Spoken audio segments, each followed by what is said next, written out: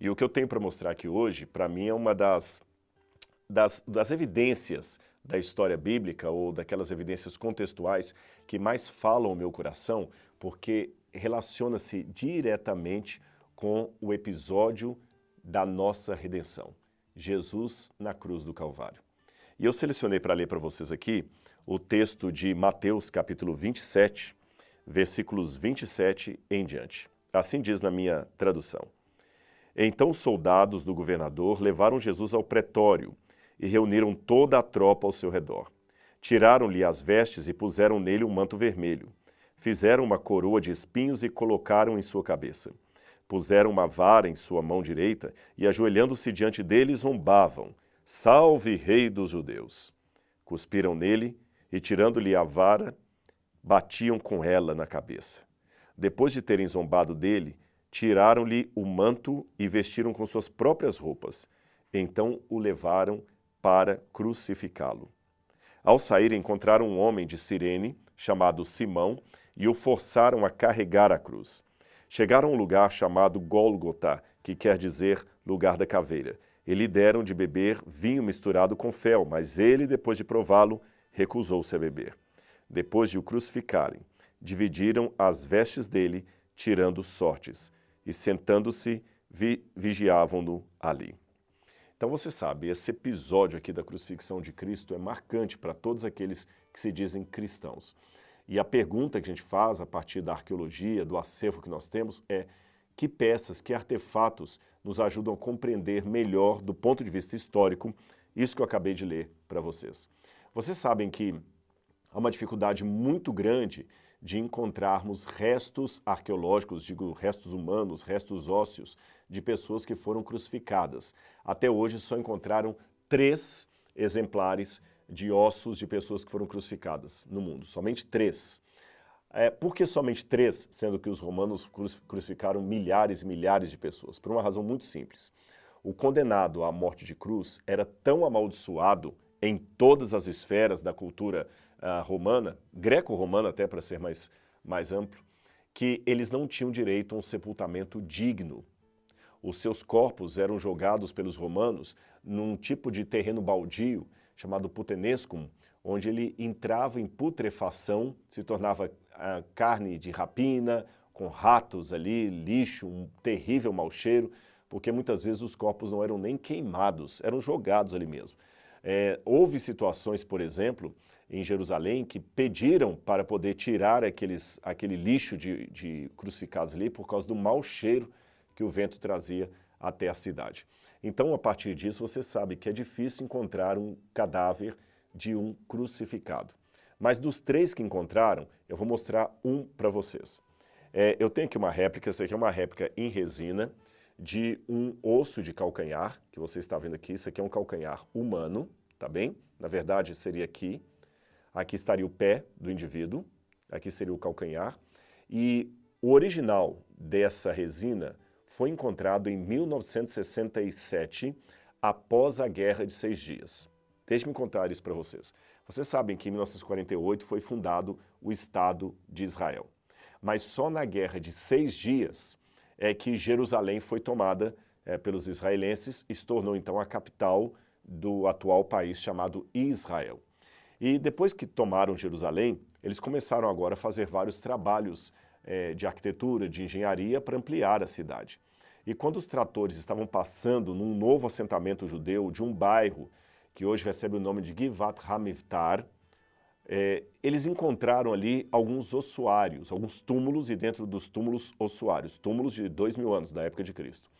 E nesses túmulos, você tinha algumas caixas de pedra. Nós temos um exemplar, uma cópia de um ossuário no nosso museu do NASP, e essas caixas de pedra, com esse nome, ossário ou ossuário, eram os recipientes onde eram colocados os ossos daqueles que morriam. Porque funcionava assim, você tinha um túmulo, não era uma cova rasa, como a gente imagina aqui no Brasil, o túmulo era uma caverna mesmo, feita na rocha, eles batiam na rocha, provocavam uma caverna, e ali dentro eles colocavam o corpo devidamente lavado e embrulhado em lençóis. E o corpo ficava ali. Depois de 1 ano, eles abriam o lacre da porta, da entrada desse túmulo, e no lugar do corpo só havia ossos. Esses ossos eram retirados e colocados dentro dessas caixas de pedra chamadas ossários. E em algumas dessas caixas de pedra havia o nome de quem estava sepultado ali. Então, numa dessas caixas havia o nome Yohanan ben Hagakol.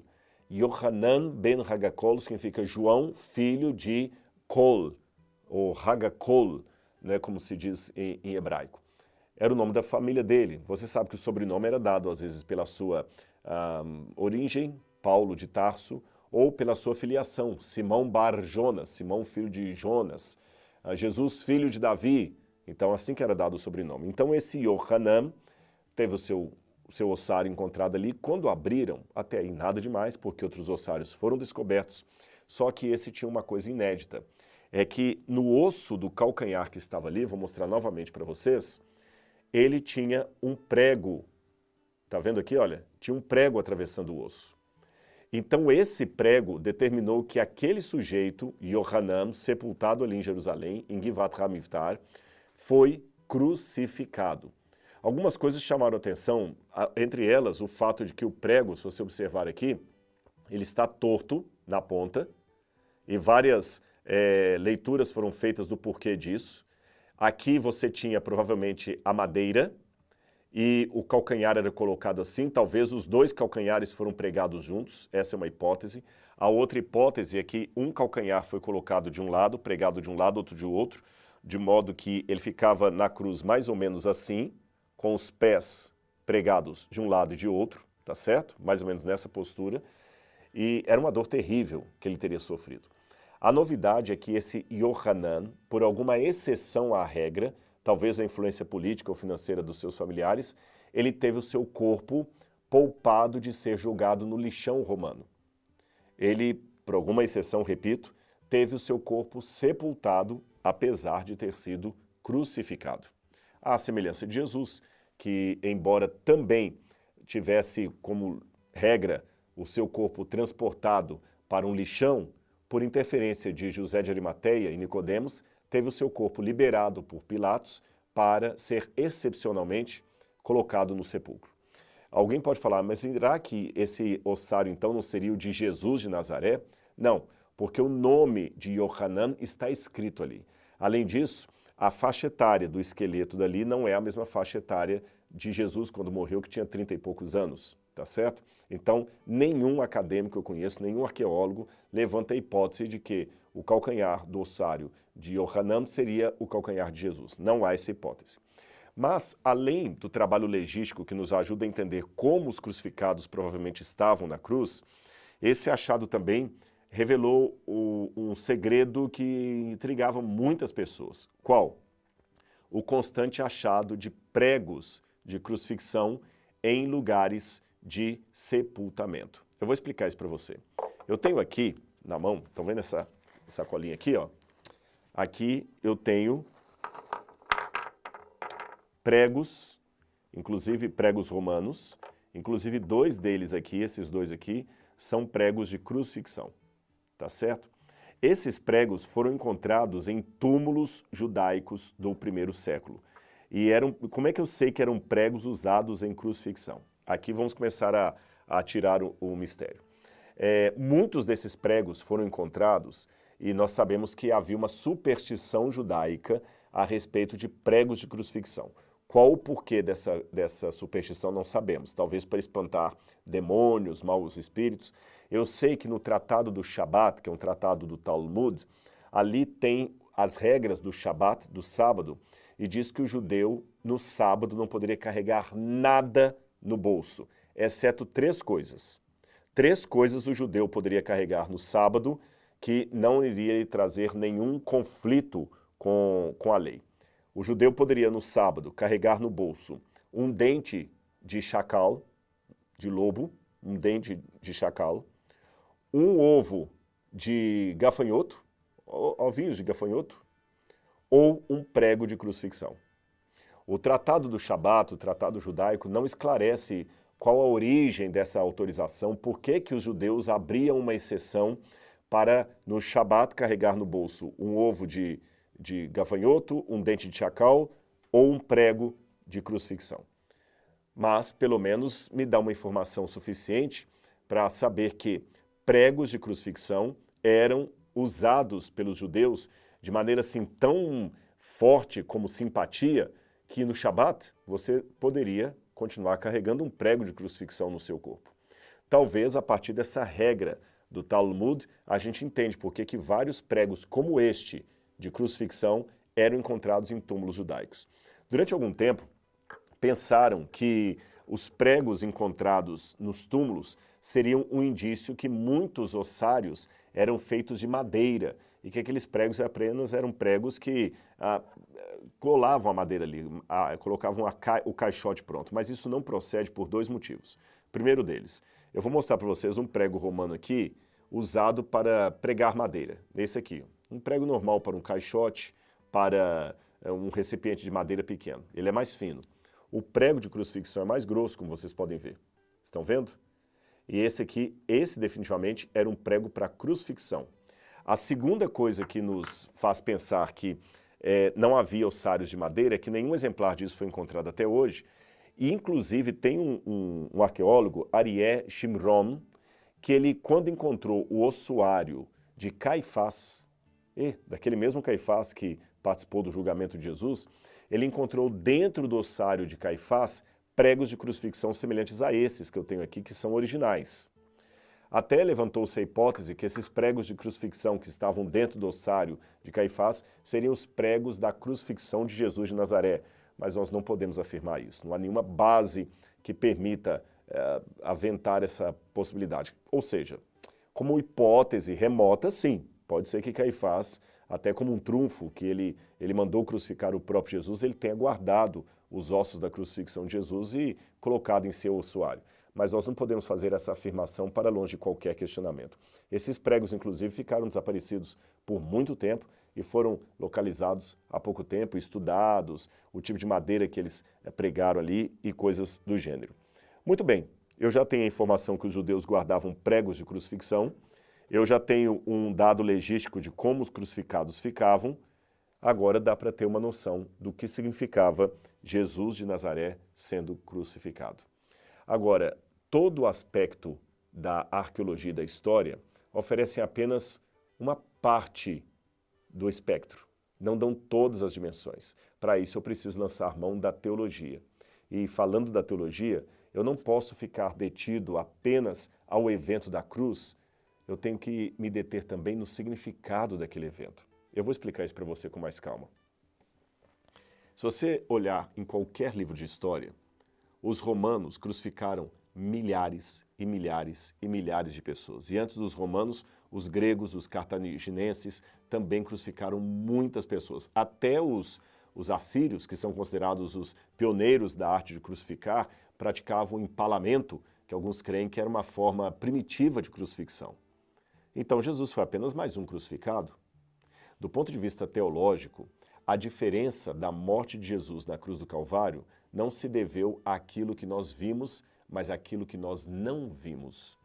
Jesus na cruz do Calvário sofreu a morte de redenção, a morte substitutiva, aquela que garante que todos nós, uma vez que decidimos por sua graça, possamos ser salvos.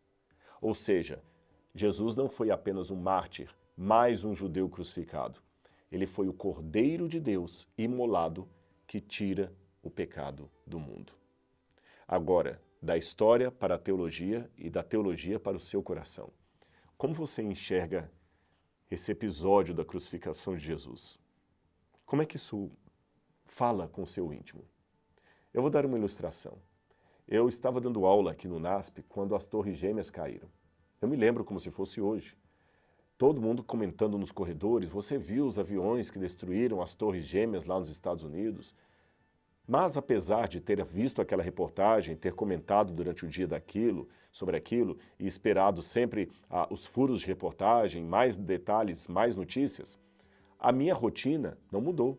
Naquele dia eu apliquei prova na faculdade de teologia, os alunos fizeram a prova normalmente, eu não adiei minha prova, eu não deixei de vir dar aula, eu não deixei de almoçar, os compromissos continuaram os mesmos, apesar da tragédia que eu testemunhei pela TV. Agora vamos mudar um pouquinho essa história. Suponhamos que alguém que eu ame muito estivesse ali nas Torres Gêmeas. Um irmão, uma esposa, um parente, um primo, um amigo muito querido.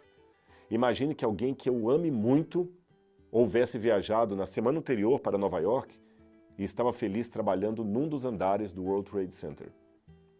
Quando eu recebesse a notícia, eu viria normalmente dar aulas? Eu aplicaria a minha prova como se nada tivesse acontecido? É claro que não. O meu primeiro desespero era saber notícias daquela pessoa que eu amo. E se ela houvesse morrido naquele desastre, sempre que eu passasse por Nova York, eu iria me condoer, lembrando daquela pessoa que eu tanto amava e que aquela desgraça tirou de mim. Você tem duas maneiras de enxergar a história da crucifixão de Cristo. Como no primeiro caso, ou como no segundo caso. No primeiro, assim como a queda das Torres Gêmeas, na primeira situação, é uma informação histórica, forte, relevante, eu não sou insensível. A gente orou por pessoas que estavam envolvidas ali, que estavam esperando respostas dos seus parentes. Nós ficamos preocupados com as vítimas, com aqueles que ainda não haviam morrido, que ainda tinham esperança de vida. Nós oramos em sala de aula. Mas a tragédia não foi o suficiente para mudar a minha rotina. Mas na segunda situação, a tragédia mudaria a minha rotina. Por quê? Qual a diferença da primeira situação para a segunda? É que na primeira é apenas uma matéria de jornal. Na segunda, alguém que eu amo estava envolvido. Como você recebe a história da crucifixão? Como um dado histórico? Ou como um relato que mostra a morte de alguém que você ama e que estava inteiramente envolvido? Tão envolvido a ponto de garantir para você hoje a vida eterna. Pense nisso, medite nessa palavra. Então está na hora agora de você, se gostar desse conteúdo, deixar o seu like, curtir, se inscrever no canal, tá certo?